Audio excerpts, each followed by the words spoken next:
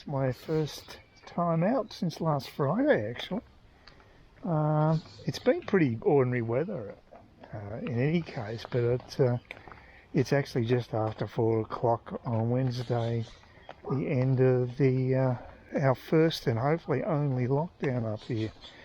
But I've got a horrible feeling it might be just the beginning of a long succession of more restrictions, but one can only hope. It's all we can live with, is a bit of hope.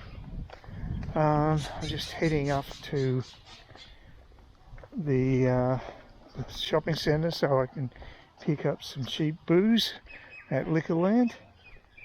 I ran out of my gin on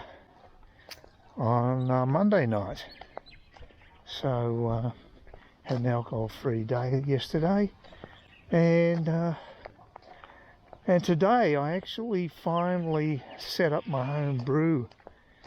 It's actually percolating away, hopefully doing something, but it doesn't seem to be super active, and I don't know if I'm too confident about whether this is going to work or not. It was a lot easier when I was a kid, because all I did then was I bought a big rubbish bin, plastic rubbish bin, and I shoved all the ingredients into that bin, put it in the garage, put some yeast on top, of course, with all the other garbage you have to buy to do the home brew. And I can't remember how long we left it in the bin, but it'd be longer than up here, of course, because as soon as it's warmer, the yeast is going to do its job pretty quickly. Should only take about 5 days, apparently.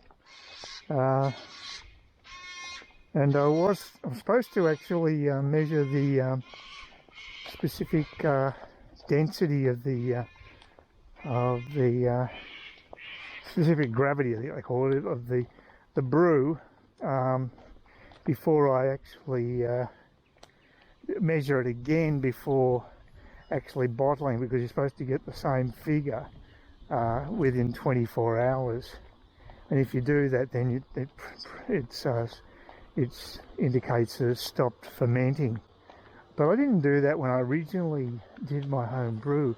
It didn't do any of that crap. We didn't have that equipment. I just followed a timetable, and the first brew was brilliant. Very happy with it. A lot more labour intensive today, because in those days it was the old beer bottles, and we had to cap them using metal caps, and you had to have this device that you hammered onto the top of the bottle, so it was a bit of a hassle. These days it's just plastic and they're screw tops, so it's piss easy. But it did work back then. I was quite surprised, but then I did the second batch and used too much sanitizer, or I didn't use any in the first batch, and it worked out perfectly well. Then I used the sanitizer the second time, and I got this horrible taint to the whole brew, and so it was bad news, unfortunately. So yeah, so that basically, I'm trying it again, but I've got very little confidence in my ability to do it, because they've made it more high tech. There's more stages you're going to go through. It's in a keg that has a tap. I didn't have that in the past, because literally it was just an old garbage bin. I'm not sure how I must have just scooped it up from the bin, the contents into bottles. I don't know, I can't remember how I did that. But these days you don't have to, you just basically turn the tap on. I'm hoping I haven't stuffed the tap. It isn't leaking, but whether it will work when I actually need to do the bottling is another question. Worst case scenario, I'll just have to do it the old style way and pour it into the bottles, get a funnel and do it that way. Hopefully not. Hopefully, I can be a bit of a pessimist at times with these things, and I do feel outside my comfort zone with this. I'm not sure whether I don't feel confident in what I'm doing, that's for sure. But anyway, we'll see. Apparently, it was really hard to find out what the alcohol content of the beer is, and that's one of the reasons you do the gravity of the beer, the specific gravity. it gives you, there's a formula, it does give you that, gives you an idea of what the actual alcohol content is, and that's why you have to measure it when you first do the brew, and then you do it twice after that, and if those figures are the same, then that last figure you take away from the first figure, and you multiply it by a certain number to get your actual alcohol content. So there is a way of doing it, but it's the least of my worries. I'm not particularly concerned about that. You don't have to do it, it's just a bit of extra technology. The trouble is because it's on the ground, where I've actually put the fermenter is in a cupboard on the ground, so I can't actually tap the contents of it. It would need to be elevated a bit so I could actually turn the handle and pour out a sample amount and get that figure. So I can't do that. So it's not an ideal situation at the moment. And it is pretty heavy, you know, it's about, probably about, it's supposed to be around 23 litres. You've got to leave about 7 litres at the top. I've actually put slightly more in than I probably should have, because I was trying to find the marker on the side of the fermenter. It's not blind man friendly, that's for sure. It's very difficult to see, and it would have been easier for me just to basically look and see where the liquid was in the video that I was watching in comparison to the hand indents. There's indents in the plastic so you can pick it up.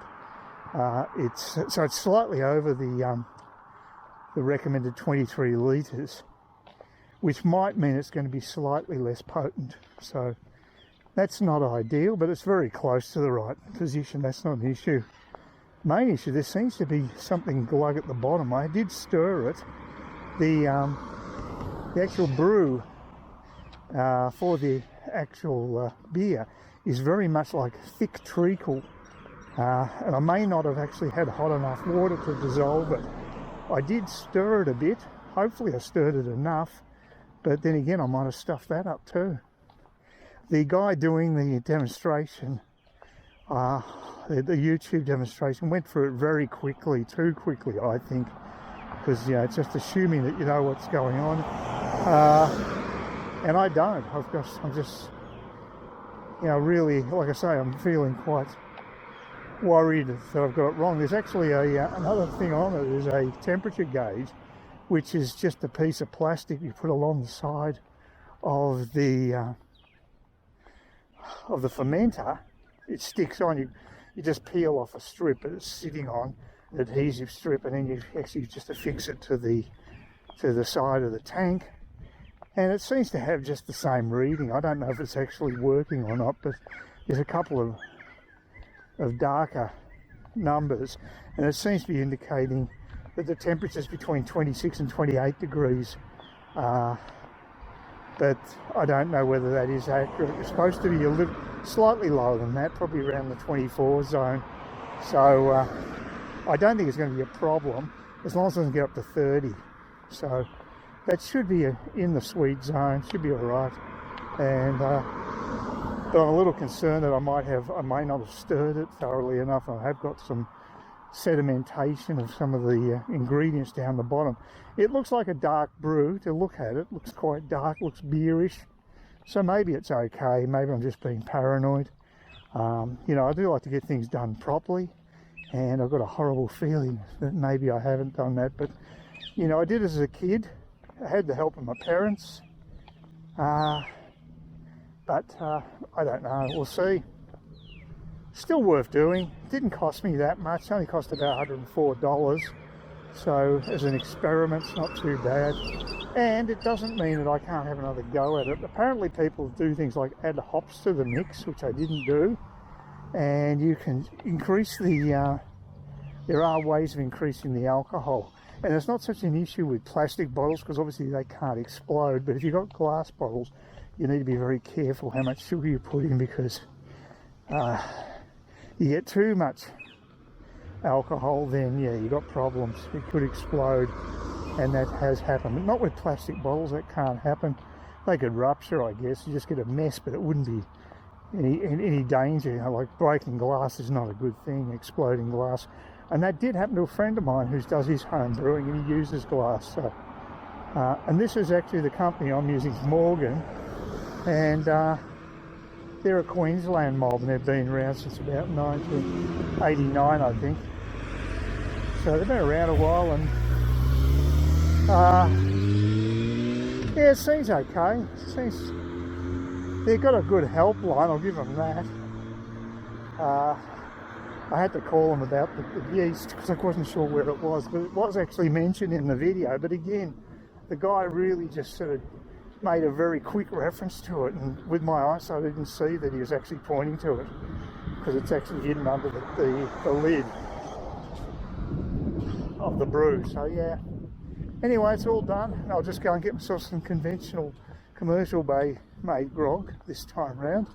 It won't be drinkable for at least 3 weeks. It'll be a week in the fermenter and then at least a couple of weeks bottled, preferably at least a month. Some say you should leave it for 3 months, but I'll test it in 2 weeks, and then I'll keep testing it at various times and see how it holds up. I mean, maybe it all expands because it's supposed to, there's 750 ml bottles, so that's not 30 litres, obviously, slightly less. It's probably about, well, maybe it is about 23 litres, so maybe that does work out. So anyway, it's going to be 30 of those bottles. That's quite a bit of grog. 30 large bottles of beer. Yeah, it's going to take a while to get through that. Hopefully it'll be drinkable. That's my major concern.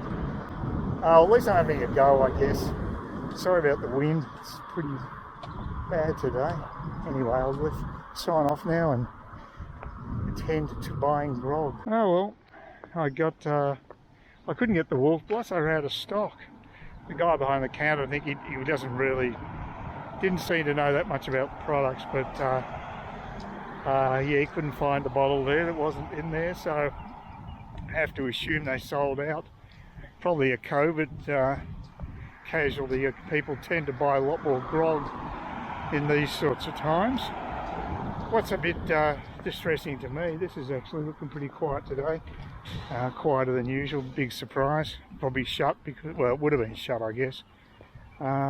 What's a bit sad is that when I went shopping, every shopper I saw there, and there's only about four people I saw, they're all wearing masks. So I'm thinking it's after 4 o'clock, you don't have to. Maybe they just haven't heard the word, or maybe they're just compliant sheep, which is more likely in Australia, I think. It's just, oh gee, people like having it shoved up their rear ends and marching to the step of authority. Rather sad, I think, as a libertarian, but I know that that's how a lot of people do think, and a lot of people are really scared, and scared people comply. Simple as that throughout history. And you can look at many examples of totalitarian regimes using fear as a weapon to control people. You could argue that something like religion's used in that way too. Yeah,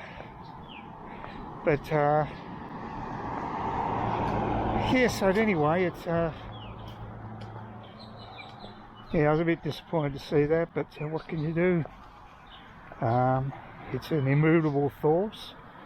These are the people who keep voting for governments that keep shutting down businesses continually, and we're copying it more than anywhere else in the world at the moment, unfortunately. Anyway, we've got a little bit of freedom for a short time, hopefully not too short, in Cairns, and hopefully it'll be a little longer than just a week or two. We might get some freedom back. That would be nice. Please consider subscribing to my channel if you think there's anything there of use to you, or entertainment or whatever, and either do that or give me a thumbs up, or if you're feeling really energetic, do both. That'd be great.